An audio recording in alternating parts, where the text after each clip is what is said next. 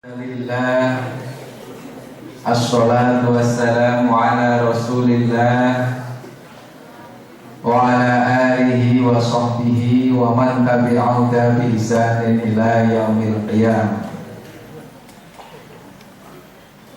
Yang saya hormati Bapak Wakil Rektor 3 yang hari ini membersamai adik-adik IMM. Senang rasanya kalau pimpinan universitas bersama-sama kita, karena kita yakin pimpinan universitas akan memfasilitasi untuk seluruh kegiatan yang baik untuk kampus yang kita cintai. Jangan diragukan, karena kita tahu beliau hadir di sini dalam rangka mensupport kita. Kepada alumni senior-senior yang sekarang sudah jadi orang besar, Mas Farid ini sudah besar betul sekarang. Ini kalau Pak Wakil Rektor sudah selesai doktornya, kita doakan mudah-mudahan Mas Farid juga selesai S3-nya. Dan beberapa alumni yang lain yang hadir, Ustaz Sucipto yang tadi beri sambutan, Ketua Korkom dan seluruh jajaran Korkom, pimpinan komisaris dan seluruh jajarannya, wabil khusus panitia, ya komisariat namanya, pimpinannya komisaris. Panitia yang menurut Pak Wakil Rektor tadi sambutannya heboh, mungkin bisa masuk muri ini. Jadi kalau sambutannya semangat, acaranya mesti luar biasa. Orang ikut organisasi itu termasuk aneh, karena sebagian menganggap kalau jadi mahasiswa itu tugasnya itu cuma 3. Apa? Ya cepat lulus, cepat kerja, cepat nikah. Jadi yang ada di otaknya mahasiswa itu kebanyakan hanya 3 ini. Maka termasuk mahasiswa istimewa kalau masih mau belajar organisasi ngurusi nasib orang lain. Sehingga perlu tepuk tangan untuk karena tahunya kalau mahasiswa itu yang penting cepat lulus, maka yang terjadi upaya apapun yang penting lulus. Tidak bisa kuliah ya retain absen. Jadi ketika ujian tengok kanan tengok kiri ditanya, Gus ngapain kamu nyontek ya? Enggak Pak. Loh kok kamu tengok kanan kiri? Saya cuma memastikan apa teman-teman ini soalnya sama dengan saya. Iya, alasannya ada saja. Setelah dijawab memang soalnya sama, begitupun saya akan menyamakan jawabannya sudah sama belum Pak? Nah nggak bisa. Tidak semua sarjana yang lulus cepat itu ternyata di dalam kancah persaingan hidup bisa bersaing dengan baik. Sepakat untuk itu? Ada yang kemudian Pak kalau sudah cepat lulus cepat kerja, nyatanya banyak yang lulus justru tidak segera mendapatkan pekerjaan. Hanya dengan membanggakan ijazahnya, orang banyak punya ijazah. Dulu memang ketika orang punya sarjana muda saja bisa menjadi apa yang diinginkan. Sekarang jangankan yang berbekal S1, S2 tidak punya kerjaan saja. Maka kalau ditanya, kamu mau ngelamar? Jid, apa? Aduh maaf deh, kita barusan 3 bulan kemarin menerima pegawai baru. Satu tempat sudah menolak kita. Masuk lagi tempat yang baru, maaf deh, yang kami butuhkan sarjana yang spesifikasinya ini itu. Kita tidak masuk. Masuk sana lagi, maaf deh, kami butuh pegawai baru tapi yang sudah berpengalaman.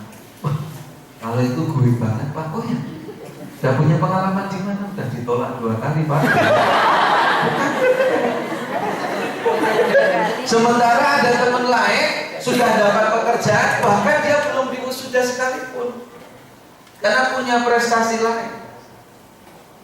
Di beberapa tempat sekarang itu untuk mendapatkan beasiswa luar negeri terutama, itu dia memprioritaskan pada aktivis organisasi, aktivis pergerakan. Karena pemberi beasiswa itu sadar selain dosennya, Pemirsa, ada orang yang akan kita kasih beasiswa akan menjadi agen perubahan. Nah, kalau hanya untuk dirinya sendiri mau merubah. Tapi kalau dia terlibat dalam gerakan yang lebih besar, dia saya sekolahkan, mungkin yang akan berubah dari pendidikan yang dibawa pulang, dia tidak hanya sendiri. Ada yang fokusnya pokoknya cepat nikah. Saya yang ada di sini itu cuma bagaimana ketemu orang yang menerima saya apa adanya. Sehingga kalau ada mahasiswa berkumpul, dua tema pokok yang dibicarakan. Begitu juga kalau mahasiswi berkumpul. Kalau mahasiswa berkumpul, itu pembicaraan pertama adalah membicarakan dosen. Mahasiswi berkumpul juga membicarakan dosen. Terus kalau mahasiswi berkumpul, pembicaraan kedua adalah membicarakan mahasiswa. Kalau mahasiswa berkumpul membicarakan mahasiswa. Itu saja menurut. Terus menggunakan cara-cara gimana ya saya menyatakan keinginan saya untuk melamar. Sampai bertahun-tahun dipendam karena nggak berani, tiba-tiba dilamar orang dan diterima. Setelah sama-sama menikah, saya nunggu kamu kok nggak datang-datang melamar. Aduh, ternyata kamu juga menunggu aku tuh.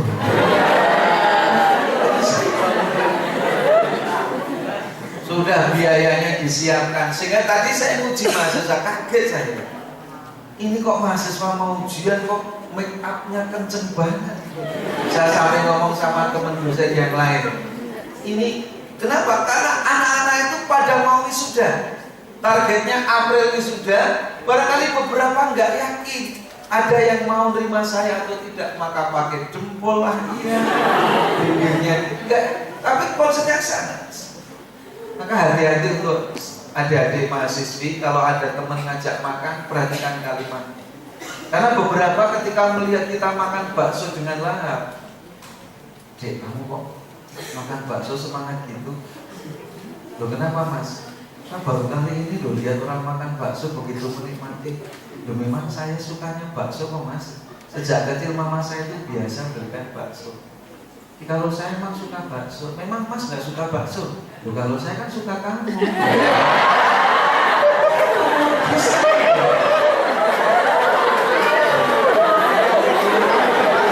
Kelihatannya ngomong bakso tapi ujung-ujungnya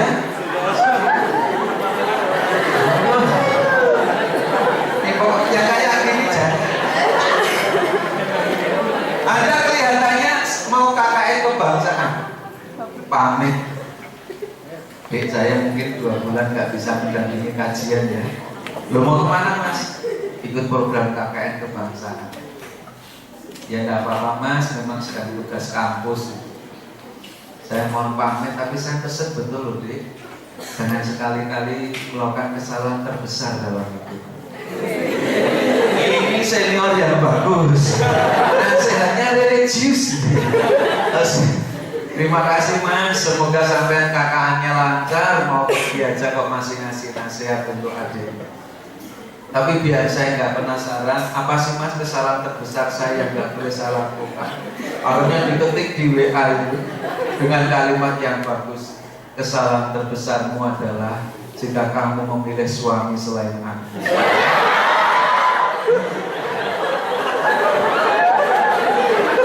Nasihatnya religius tapi ternyata modus. Maka hati-hati.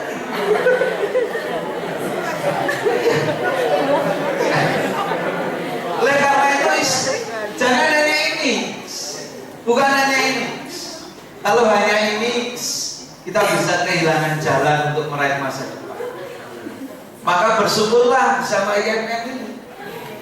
Karena ternyata kalau kita pengen jadi sarjana yang survei, itu 3 tertib ini menjadi penting. Kalau yang dulu sejak di UPM dikenalkan itu.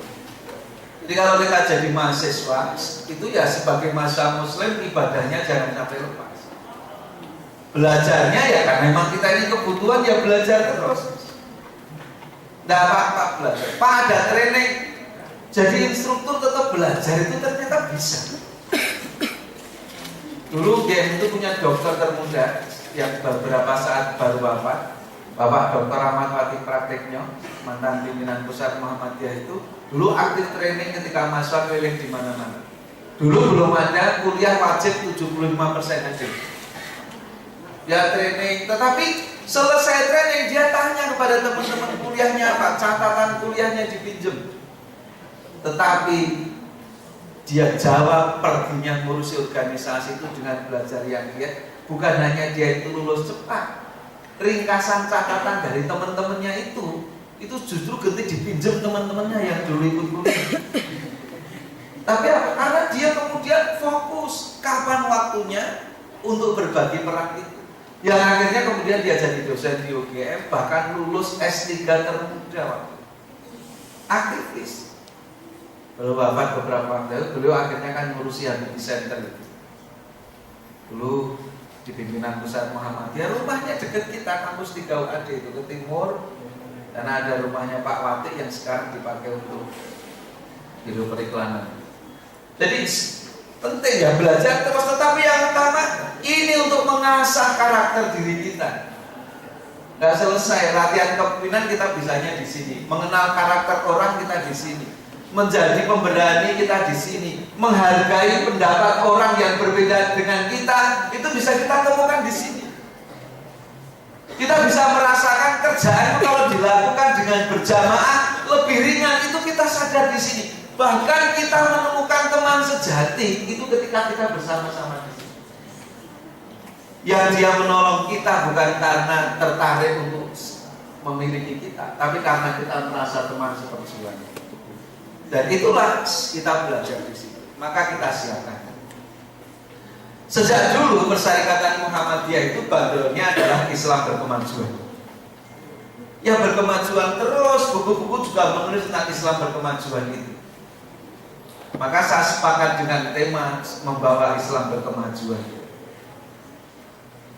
Kalau kita lihat, pengennya nanti endingnya kita ini menjadi inspirator perubahan Indonesia menuju berkemajuan. Karena kalau Indonesia yang mayoritas muslimnya sudah berkemajuan, insya Allah semuanya kan menjadi berkemajuan. Sekarang mari kita lihat secara skematis, inilah gerakan dakwah kita. Bersumber kepada Al-Quran dan As-Sunnah, kita melakukan dakwah Islam, amar ma'ruf nahi mungkar. Untuk beberapa hal kita tasdid, bil makna untuk ibadah akidah itu purifikasi kembali kepada Quran dan Sunnah. Tetapi untuk urusan muamalah duniawiyah yang boleh melakukan perbaikan, kita lakukan inovasi. Tujuannya masih ingat sejarah Muhammadiyah ketika lahir? Kondisinya seperti ini.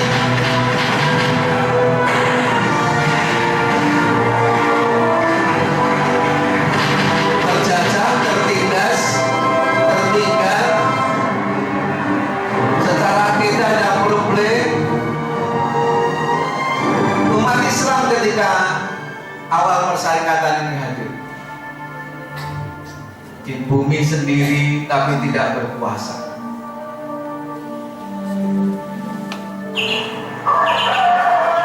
Bayangkan, sebagian berbuat syirik,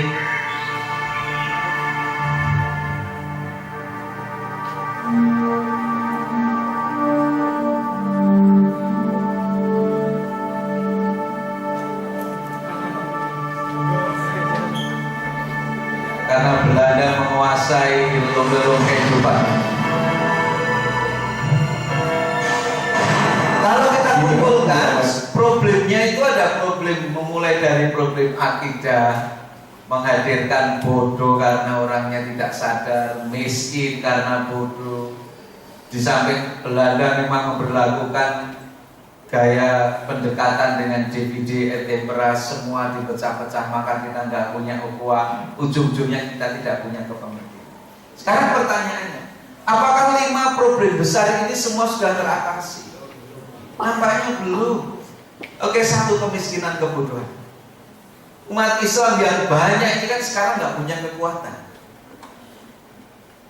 Ini kayak yang digambarkan sabda Rasul itu, seperti buih di atas lautan, kemana angin membawa dia ikut karena nggak punya kekuatan. Pak Yusuf Kalla itu mengeluh tentang sedihnya orang Islam itu. Bahasa beliau apa? Kalau saya terjemahkan, sedih ketika mengumpulkan 100 pengusaha sukses, kenapa yang muslim tidak lebih dari 10?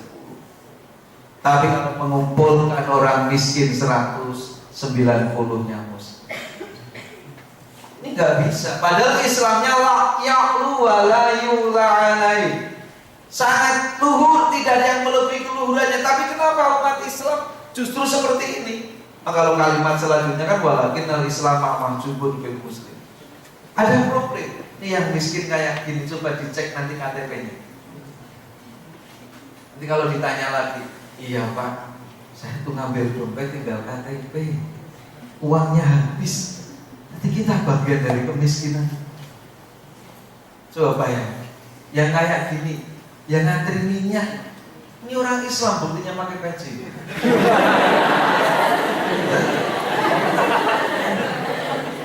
Yang ada di pinggir-pinggir kayak gini, mengerikan. Oleh karena itu, gerakan kita adalah dakwah pencerahan. Apa makna dakwah pencerahan itu? Nomor satu, Muhammadiyah harus membebaskan dia. Dan itu yang dilakukan Ahmad Dahlan dengan gerakan Al-Ma'unnya. Dikumpulkan orang-orang miskin, gak bisa makan, dikasih makan. Tidak terdidik, dibikinkan sekolah murah. Jadi dibebaskan, habis itu diberdayakan, kemudian dimajukan. Nah, IMM harus melanjutkan tradisi itu. Bagaimana kita membebaskan orang-orang yang tertindas, mustad'afin itu, dan itu bisa. Oleh karena itu, pinginnya dalam bahasa Pak M, Muhammadiyah membawa umat Islam yang tertinggal itu menjadi umat Islam yang maju dan unggul. Islam yang membanggakan, yang kalau orang melihat orang Islam itu jadi hormat. Bahasa Pak R, Islam yang nyah-nyoh, karena dia maju unggul, bisa memberi. Rasul kan pesannya juga yadul ulya khairum minal yadis sufla. Maka penting. Nah, kalau kita ingin membebaskan, ingin memajukan, kita harus maju dulu. Tidak bisa kita bagian dari orang yang berproblem kok mau menyelesaikan. Nah, IMM harus maju di sini. Yang kedua dari problem akidah. Saya pikir peringatanmu ini masih serius. Hati-hati dengan aliran sesat. Jogja sempat digegerkan dengan kasus aliran sesat, dimulai dengan kasusnya hilangnya Dr. Icah. Tiba-tiba kemudian muncul geger, ternyata ada gam bakar di belakang. Indonesia juga digegerkan dengan peristiwa ini. Ini peristiwa di jalan. Ada yang tanya, Pak, pengeboman di jalan Tamrin itu apa termasuk jihad? Ustaznya menjawab, oh tidak. Sebab kalau jihad itu di jalan Allah, bukan di jalan Tamrin.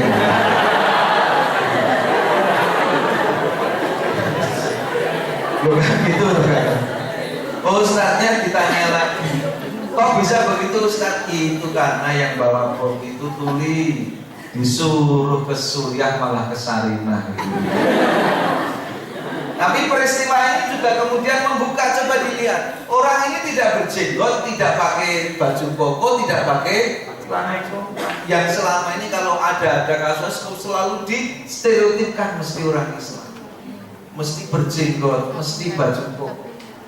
Membuka mata dunia, tidak boleh Islam didiskreditkan seolah-olah Islam itu pelaku teror. Karena dalam kenyataannya Quran sendiri ayat pertama Al-Fatihah bagaimana menyebut Tuhannya orang Islam itu Rahman Rahim. Maka harusnya pengikutnya pun juga memiliki jiwa kasih sayang. Masuk ayat berikutnya ternyata Al-Quran melarang kita berbuat kerusakan. Wala tabghil fasada fil ardi innallaha la yuhibbul mufsidin. Justru ketika umat Islam dituduh penghancur kasus Amerika dulu 11 September itu, kan banyak orang yang kemudian mengkaji Quran langsung setelah melihat Quran baru tersadar. Anda buka YouTube, beberapa orang itu sudah sangat benci dengan Al-Quran. Ada filmnya itu di YouTube itu, jadi semacam eksperimen sosial. Ada orang sampulnya masih pakai sampul Quran, tapi isinya sudah diisi Bible. Nanti dicari di YouTube tapi tidak saya pasang di sini. Terus dia bacakan itu di depan orang. Orang-orang itu tahunya yang dibaca adalah Quran. Terus dibaca tentang ayat-ayat macam-macam. Terus ada, loh, kok ada ya? Zaman sekarang agama kayak gitu. Kok ada ya kitab suci merintahkan gitu? Terus orang itu membuka. Mohon maaf, sebetulnya Al-Quran ini hanya sampulnya. Yang saya baca tadi aslinya adalah. Nah, disitu kemudian mari kita bandingkan Quran dan kitab suci lain. Banyak kata-kata membunuh mana? Apakah banyak di dalam Al-Quran atau banyak di kitab yang lain? Orang kemudian mulai sadar, oh ternyata Qurannya itu tidak begitu.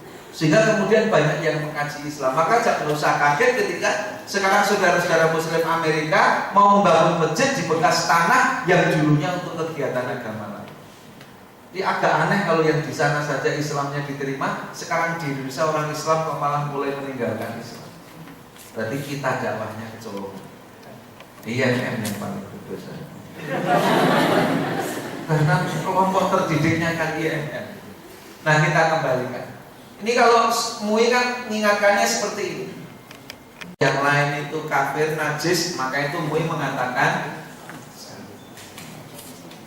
Kalau teman saya kelas saya yang masuk kelompok ini, ketika nyuci baju dimasukkan sama ibu kandungnya baju tadi itu, ibu kandungnya bukan kelompok ini, maka baju itu dicuci lagi karena dianggap najis. Maka dulu anak-anak rumah itu kalau ada tamuan dari kelompok ini bukan hanya diajak salaman, tapi sambil diobrol, peluk-peluk, punggungnya ditepuk-tepuk. Ngapain kamu gitu? Biar mandi mas gitu. Karena kita kan dianggap najis. Maka ini nggak bisa. Nih si Indonesia katanya anak Jogja itu menurut salah satu ustaz, oh gimana anak Jogja aja sekarang juga banyak yang siap. Yang benar ustaz, guys setiap diajak ayo dan yang masjid saya gitu. Ayo doa sholat saya Ini yang sempat mengaku sebagai malaikat. Ya, dan sudah dipenjarakan. Hanya di Indonesia loh malaikat bisa dipenjara. Karena dia ngaku malaikat tadi itu. Udah. Ini yang kemudian menggegerkan. Kelanjutan dari Nabi palsu Ahmad Musaddek. Terus ada PR. Ini juga itu sholat pembelakannya. Ini juga aneh, tapi ini memang bagian dari mereka, kos itu nanti dibuka sendiri. Dan satu ini yang menggegerkan, tapi setelah orang meneliti di dunia maya sudah beredar kabar ISIS memang made in Amerika dan maka jangan terjebak. Kita diprovokasi Pak Jajat, lihat dulu haji Qurannya seperti apa yang diperjuangkan agar kita tidak terjebak. Jarang mereka berani kajian terbuka seperti ini, beraninya diskusi tertutup seperti ini. Bahkan matanya pun karena dibaikan, diawasi. Dan kalau keluar, mahasiswa kami yang sudah jadi dokter ketika keluar dari kelompok yang sekarang daftar itu ancamannya juga dibunuh. Tapi dianggap ini tidak cocok dengan akidah, sekarang justru dia yang selamat. Oleh karena itu hati-hati. Tapi yang paling sesat adalah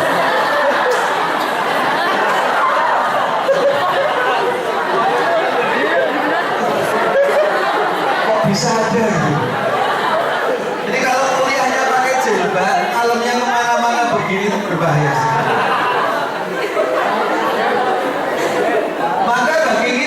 Seperti skema pertama di depan, IMS itu ya harus rujuk ilal Quran wa sunnah sesuai dengan misi Persyarikatan Muhammadiyah.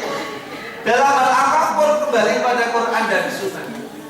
Apalagi kalau urusan ibadah, kalau ibadah mahdhah itu kita nggak boleh berkreasi. Prinsipnya harus yuwafiqus sunnah, sholat dan lain-lain. Beda dengan kalau untuk prinsip ibadah amah ghairu mahdhah. Kalau untuk ibadah mahdhah jangan di model gini. Untuk yang mahdhah malah berkreasi sholat dengan bahasa Indonesia.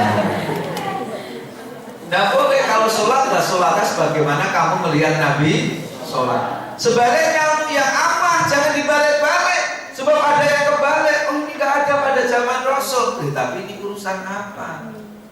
Coba film di sini kan ada di sini. Ya Allah. وهل كان يوجد راديو على ايام الخطيب الصالحه؟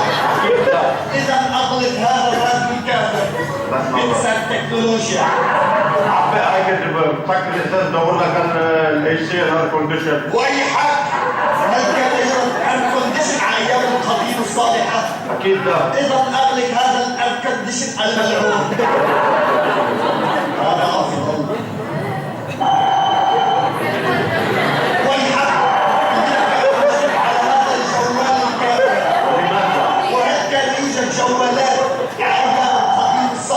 أكيد لا. إذا أغلق هذا الجوال الملعون. يا عم أنا في أسألك سؤال. تفضل يا أخي. هل كان يوجد سيارات تاكسي أيام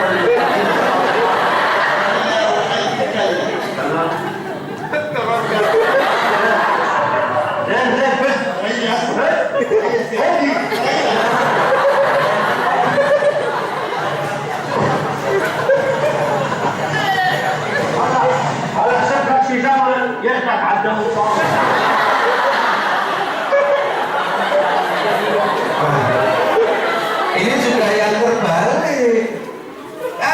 Konon sekarang itu ada kelompok ngaji nggak boleh itu keramik di masjid. Karena zaman dulu tidak ada. Kalau bikin kamar mandi juga nggak ada lantai kerasnya, semuanya dengan tanah. Itu yang kebalik, Pak. Jadi pakai baju itu kan yang penting menutup aurat. Boleh nggak pakai batik? Ini Pak Parek pakai batik. Ini juga jenis batik. Ini jenis batik polos itu seperti ini.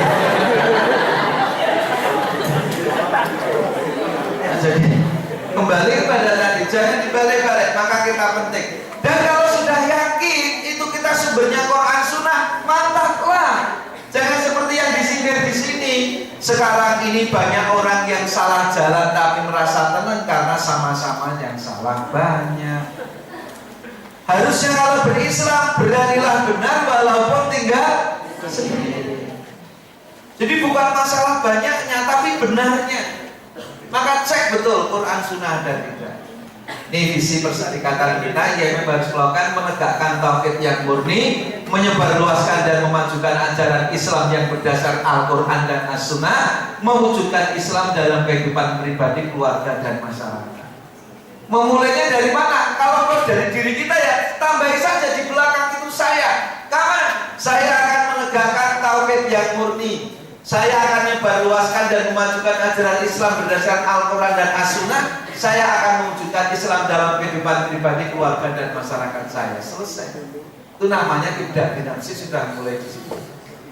Nah, kita lanjutkan. Sekarang yang faktor kepemimpinan Indonesia. Tolong adik-adik dicek. Kalau nama Anda, kota Anda sudah ada di peta ini berarti sudah termasuk kota. Ada yang tanya, aslinya mana? Saya Pak Bengkulu. Bengkulunya mana? Sudah ada di Google Map apa belum? Ya, semuanya akan kena. Kota atau desa tidak. Tetapi bahwa inilah Indonesia yang kita cintai.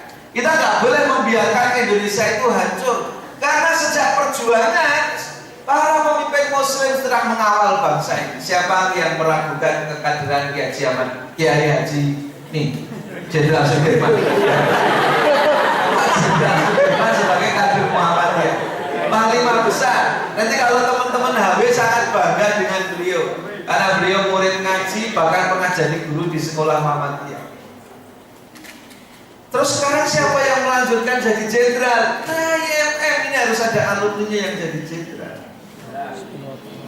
Yang fisiknya gagah, jangan kayak saya.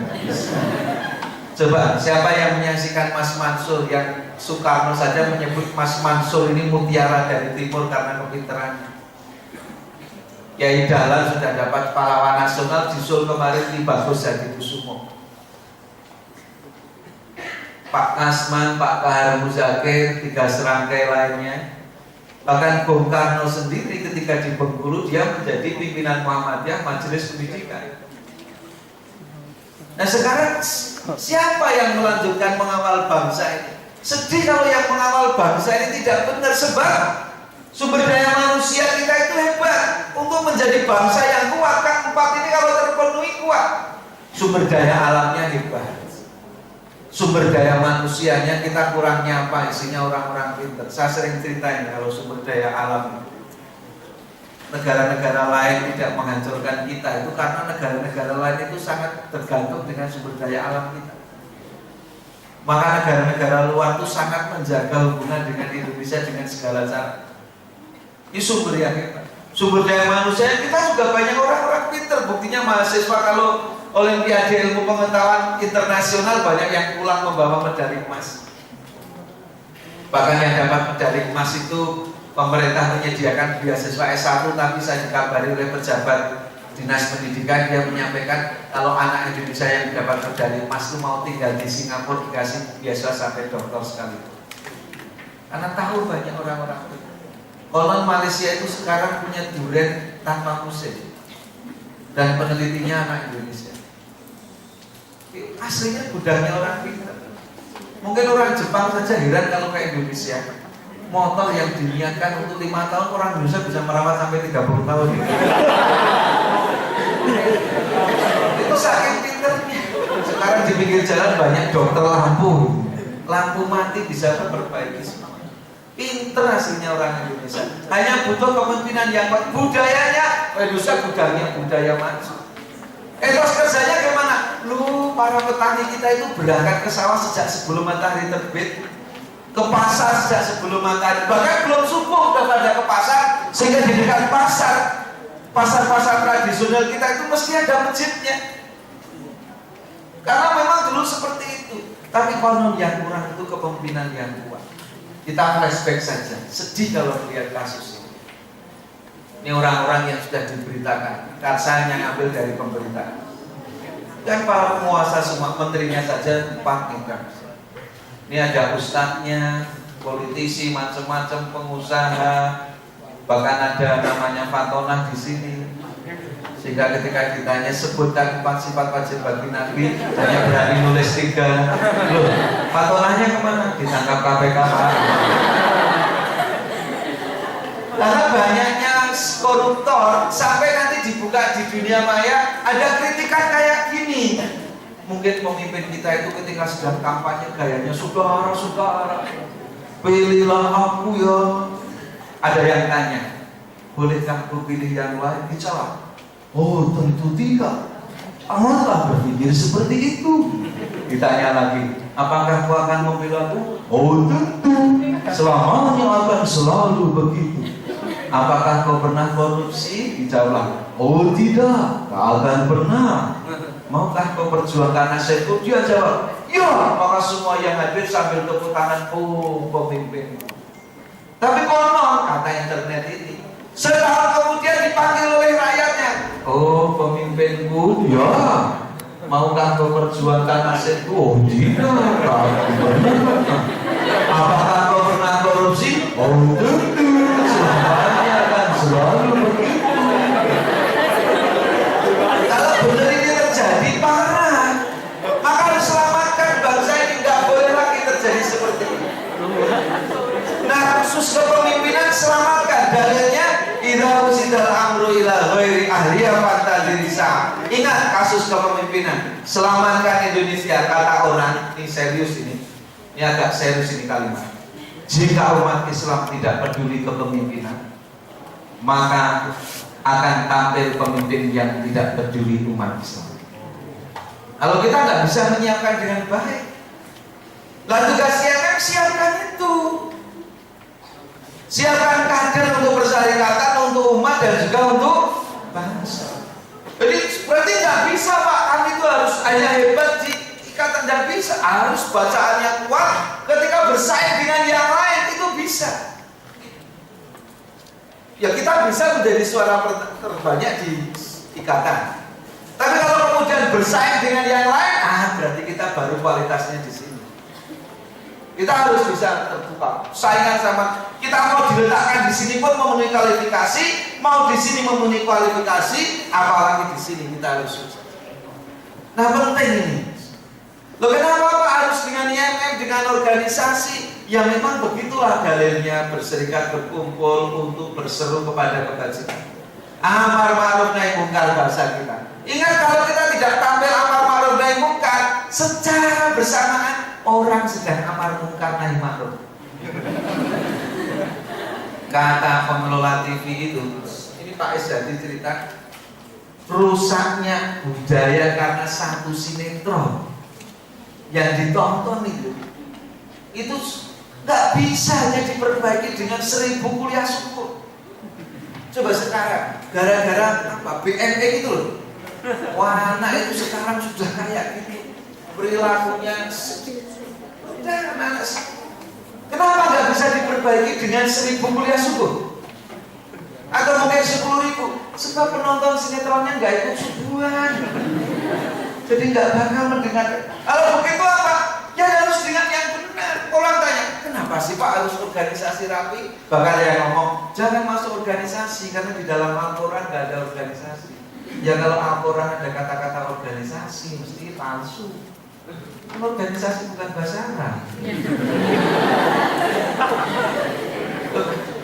Tapi kalau mau pengajian bikin panitia, loh dia lupa panitia itu organisasi. Dan coba kalau membaca ayat ini, Innallaha yuhibbul ladzina yuqatiluna fi sabilihi shaffa. Alladzina yuqatiluna fi sabilihi shaffan ka'annahum bunyanun marsus. Barisan kokoh tertata rapi, itu kan kalau dalam bahasa kita ya terorganisir dengan bagus.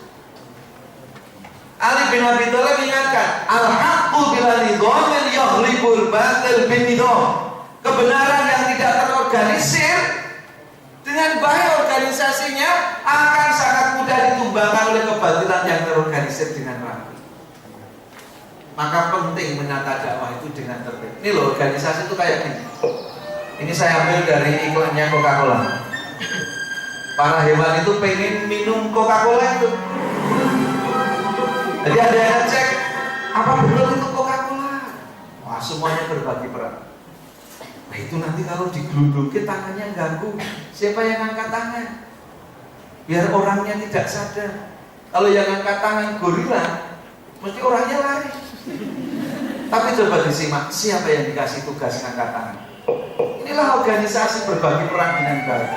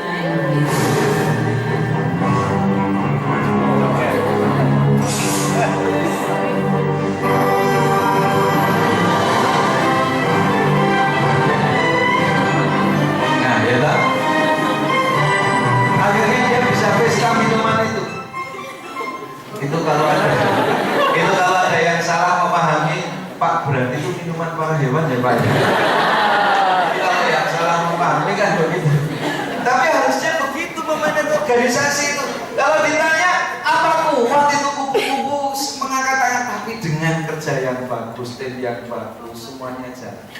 Ingat organisasi ini kalau bagi para pimpinan kan katanya begini, di bawah kepemimpinan yang hebat, pasukan lemah itu bisa menakutkan. Tapi di bawah kepemimpinan yang rusak, pasukan yang kuat bisa lemah, tidak punya daya apa.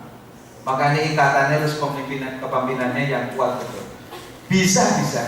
Kalau sudah terkumpul seperti itu, bisa. Kalau dalam kumpul itu yang besar bisa kalah kalau kompak. Syaratnya tertib, kompak.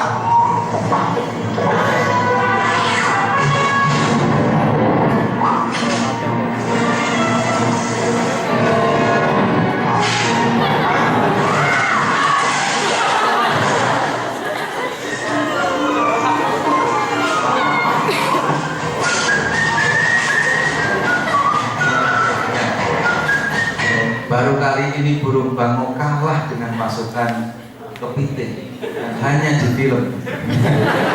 Tapi itulah kompak. Maka nanti kalau sudah berbagi peran seperti itu, gimana Pak, dia mau ikut kepanitiaan suruh sambutan aja nggak berani, ngomong aja masih lu letak. Lah gimana kok udah itu wajahnya aja seperti itu, letakkan dia di kepanitiaan kalau pas tempatnya dasar kerja. Terus di mana Pak? Letakkan dia di seksi dana. Orang yang memelas itu letakkan di seksi dana. Datang nyari dana itu langsung esnyo gitu. Di asal posisinya pas dan itulah organisasi. Sekali lagi, siapkan kader yang baik. Nih sekarang kita itu sedih ketika rumah sakit nyari dokter yang ngerti persyarikatan, tidak ada. Berarti nanti UAD ketika sudah bikin fakultas kedokteran IMM harus bangun di situ. Kita punya cita-cita punya obat itu yang semuanya halal. Ini alumni farmasi jangan hanya menjadi pegawai apoteker, bikin perusahaan obat. Dananya minta Pak Dokter Fadil nanti. Ya kalau kita nggak punya cita dulu, ketika Muhammadiyah generasi awal, ketika pimpinannya kita mau bikin sekolah yang banyak, semua tepuk tangan. Mau dari semua tepuk tangan. Begitu Kiai Suja saya kata, kita mau bikin rumah sakit, itu udah pada tepuk tangan. Kan mosok kita bisa bikin. Selama ini yang punya rumah sakit Belanda, apa kita bisa? Tapi ternyata sekian puluh tahun kemudian kita menjadi yayasan Islam yang punya rumah sakit untuk melawan dakwah zending dengan melalui rumah sakit. Harus punya mimpi. Jadi ketika ditulis masuk farmasi pengen jadi apa? Jadi manten Pak. Jadi manten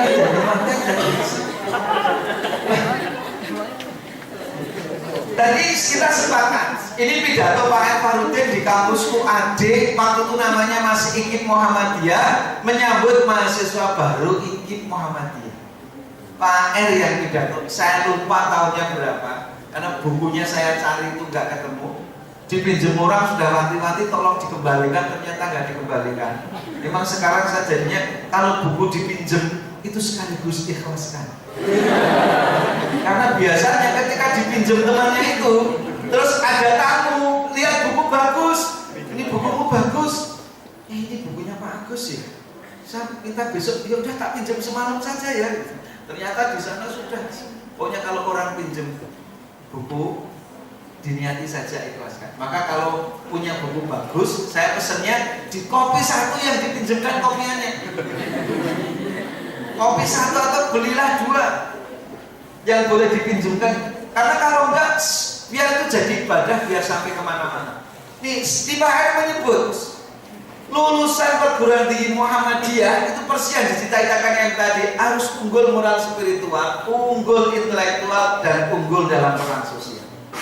Kalau sudah itu beres deh. Saya kira Pak R waktu itu nggak ngerti penelitian Amerika itu. Pidatonya kalau nggak salah tahun 70-an 8. Kok 78, 80-an 7, posisi kita yang jelas bukan tahun 2017. Apa yang terjadi pidatonya di kampus kita itu? Pak R kan ngomong lulusnya harus unggul moral spiritual. Sekian puluh tahun kemudian hasil penelitian di Amerika Serikat tahun 2002 terhadap 457 pimpinan lulusan perguruan tinggi itu dicintainya itu di atas itu karakter moral semua. IP di atas 3 itu nomor 17. Jadi IP dipikirkan nomor 17, yang lain itu karakter. Itu maka kita rekam, saya setuju IMM ini, Pak. Anggun dalam moral itu yang diajukan. Lupa itu yang di Amerika, gimana di Indonesia? Majalah Tempo menulisnya bahkan tidak ada kata-kata IP. Ada nomor 9 ini ketentuan cakap berbahasa Inggris. Barangkali kita sekarang berada di dunia yang sangat terbuka. Ya pentinglah yang itu bisa bahasa Arab, bisa bahasa Inggris. Saya dengar di sini ada yang tukulnya 700. Ada 3 orang, masing-masing 230. Kalau gitu nggak bisa. Kenapa? orang Filipina bisa masuk karena ternyata dia itu ngomong Inggris itu gampang. Lah kita itu pelajaran Inggris 6 tahun, ditanya what you name nih ngerti.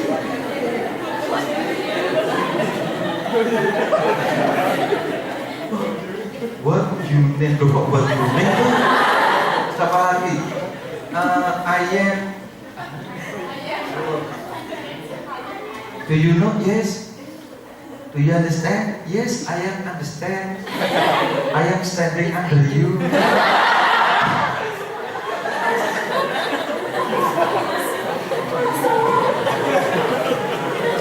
Maka dari TPA kan dikasih lagu itu.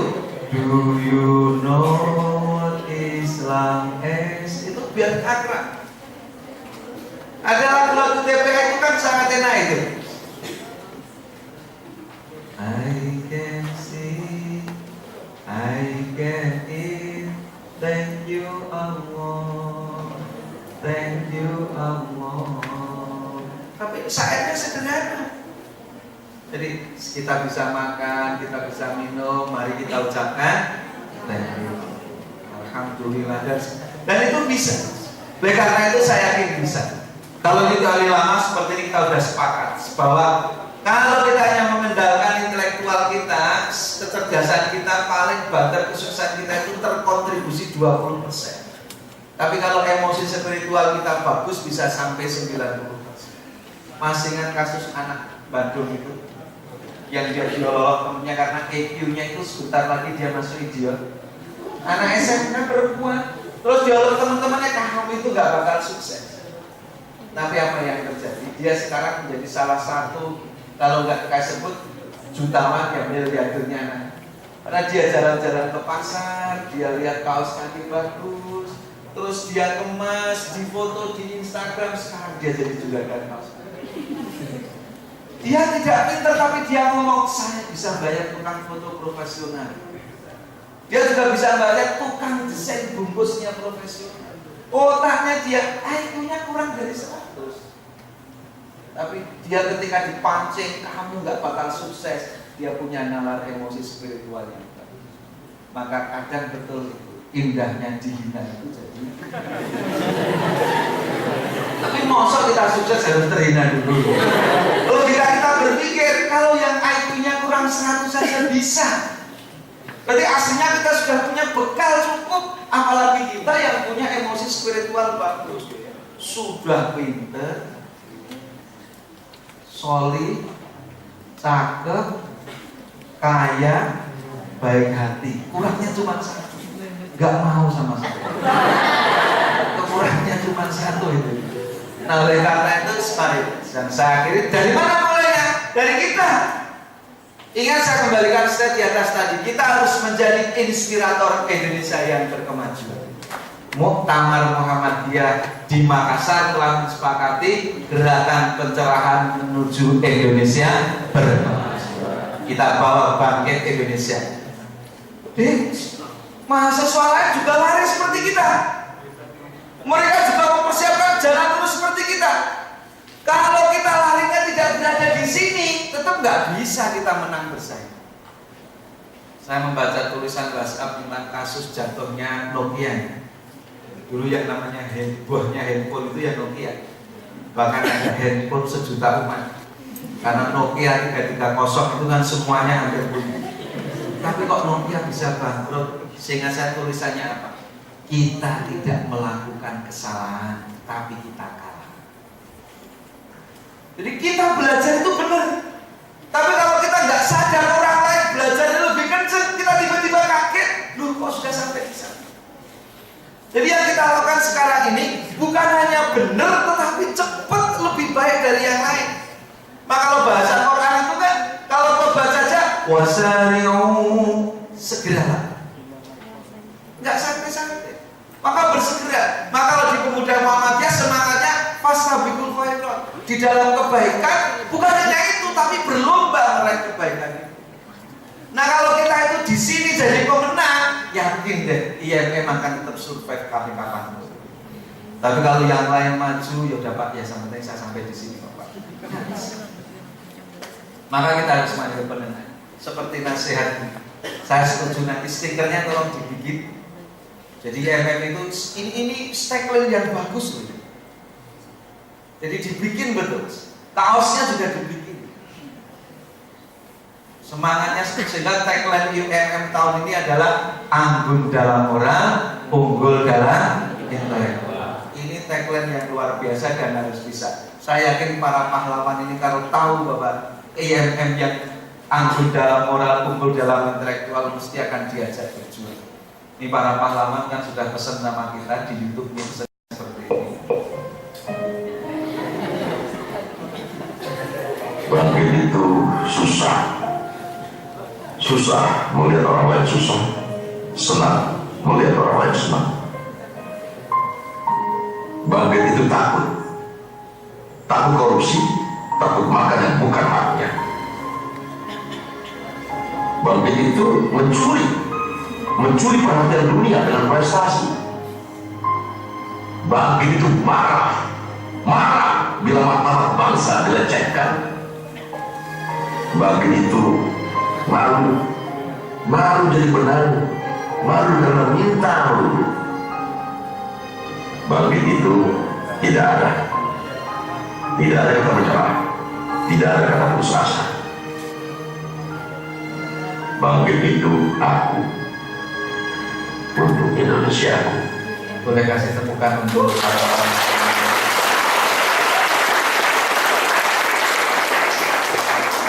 dulu kalau saya suka ke pasar ada foto para pahlawan itu dijual, laku itu. Foto saya enggak laku. Apa yang membedakan? Karena pahlawan itu telah memberi jasa kepada bangsa. Masang saja dengan senang hati. Sekarang mari kita sering bertanya, besok kalau saya mati, itu apakah fotonya dikenang? Atau nama kita dipakai seperti pahlawan itu untuk nama gedung, nama jalan? Atau jangan-jangan nama kita itu hanya diabadikan di batu nisan kecil? Ini makamnya Agus. Habis itu orang sudah tidak sama sekali. Oleh karena itu doa Nabi Ibrahim, waj'alli lisana sidqin fil akhirin, dan jadikanlah kami buah bibir kebajikan bagi generasi sudah kami, harus menjadi inspirasi aktivitas kita. Etapa ini IMM meninggalkan apa? Periode ini IMM meninggalkan 10 mahasiswa berprestasi dari 15 yang dikirim UAD kader IMM. Dan itu 100 penerima mahasiswa, menerima beasiswa UAD, 60-nya ternyata kader IMM. Dan ini kita menunjukkan 70 dari 200 wisudawan, 70-nya cum laude, 40-nya kader IMM. 10 dari 12 mahasiswa yang lulus langsung nikah, nggak masuk. Tadi begitu. Jadi siap ya. Oke, saya tutup. Selamat untuk melanjutkan aktivitas ini. Dan yakin nanti dipasang di sini. Inilah IMM, inilah diri kita yang orang akan bangga karena kita unggul dalam moral, anggun dalam moral, dan unggul dalam intelektual. Sampai ngerti yang dari farmasi mana saja? 1, 2, 3, luar biasa. Banyak sekali ini. Yang dari FKM, yang dari teknik, semua teknik, yang dari psikologi, yang dari FKIP, luar biasa. Yang dari pendidikan bahasa masuk. Yang belum saya sebut fakultas hukum, sastra, mana sastra? Luar biasa. Yang dari tadi FE mana FE? Luar biasa. Ya. FPDI, FT, Fakultas